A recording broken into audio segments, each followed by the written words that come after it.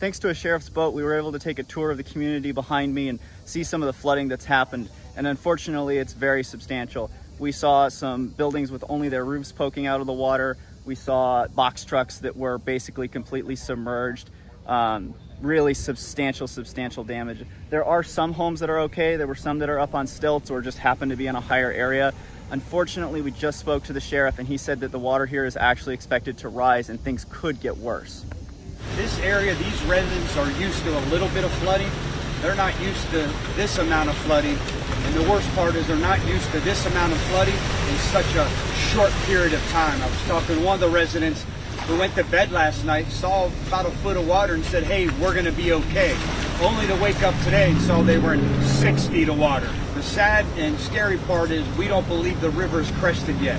When you have 16 inches of water in some areas in northern Tampa that are still flooded, that water still has to come south. Mother Nature does a great job. She has a plan. It goes into the river and then river out into the bay. So there's a lot more water to come.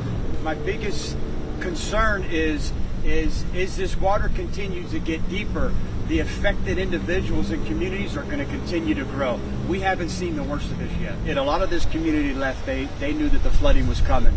Again, it's not their fault. The residents that stayed, they knew there'd be some flooding. Everyone was predicting it to be 2 to 3 days out and didn't know how horrible it would be. They never expected it to be this much in such a short period of time, and it caught a lot of them off guard.